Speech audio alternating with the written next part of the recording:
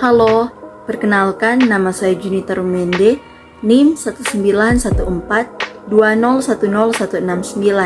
kelas A1 Keperawatan semester 6. Saya membuat video ini untuk memenuhi tugas ujian akhir semester mata kuliah keperawatan gawat darurat.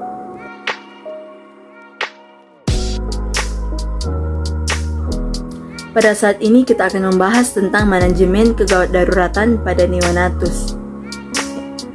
Bayi baru lahir. Bayi baru lahir mempunyai masalah berat, yaitu meninggal dan cacat. Perlu penanganan cepat. Bayi risiko tinggi. Bayi dengan kegawatan neonatal yang mempunyai risiko kematian atau bila bisa bertahan hidup akan mengalami gejala sisa, yaitu asfiksia dan komplikasinya, trauma persalinan dan komplikasinya, BBLR, diare neonatus dengan dehidrasi berat, shock, kelainan metabolik. Tanda bahaya yaitu asfiksia, gawat nafas, kejang, hipotermia berat, hipoglikemia, dehidrasi berat, shock. Kita masuk dalam asfiksia.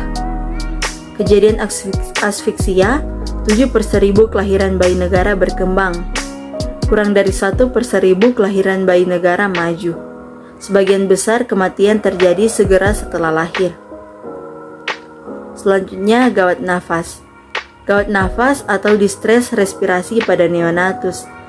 4 gejala utama yaitu tachypnea atau laju nafas lebih dari 60 kali per menit, dengan normal laju nafas 40 kali per menit.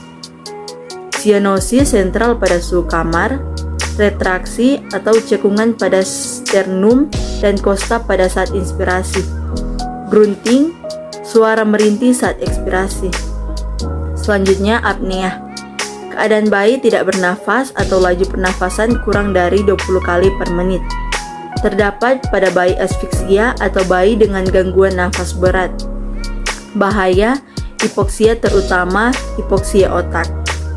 Selanjutnya, kejang. Kejang merupakan tanda bahaya, dapat mengancam kehidupan karena hipoksia otak, kerusakan sel otak yang irreversibel. Dapat merupakan tanda dari satu atau lebih masalah pada neonatus. Kadang gejala tidak dikenali oleh orang tua atau petugas kesehatan, atau kejang subtle.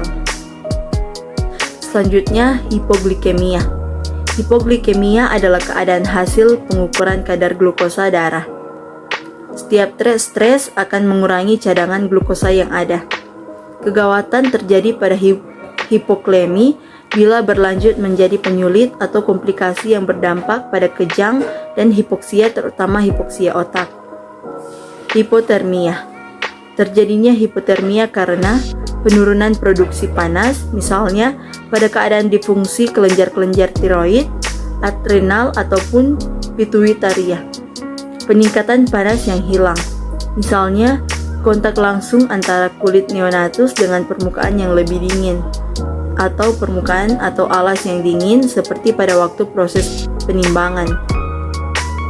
Inkubator dengan jendela yang terbuka, atau pada waktu proses transportasi neonatus ke rumah sakit. Suhu lingkungan yang dingin, atau suhu inkubator yang dingin. Neonatus yang basah setelah lahir, atau pada waktu dimandikan. Selanjutnya, dehidrasi berat. Bayi berak cair lebih sering dari biasanya. Tinja berwarna hijau dan mengandung lendir atau darah. Kehilangan banyak cairan hingga menyebabkan dehidrasi. Merupakan komplikasi dari diare dengan dehidrasi sedang yang berlanjut menjadi diare yang dehidrasi berat. Gejala klinis yaitu kencing berkurang, bayi rewel atau kehausan atau letargi, mata cengkung, turgor kulit kurang. Selanjutnya, shock atau renjatan. Keadaan disfungsi sistem sirkulasi yang mendadak dengan patofisiologi yang kompleks yang mengakibatkan penyampaian oksigen dan nutrisi yang tidak adekuat untuk memenuhi kebutuhan jaringan dan untuk mengeluarkan sisa-sisa metabolisme. Kesimpulan, bayi baru lahir memiliki risiko untuk mengalami kegawat daruratan.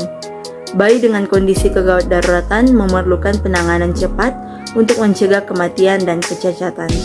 Di akhir video ini, Saya ingin mengajak teman-teman yang masih bingung untuk kuliah di mana, marilah bergabung bersama kami di Universitas Pembangunan Indonesia Manado.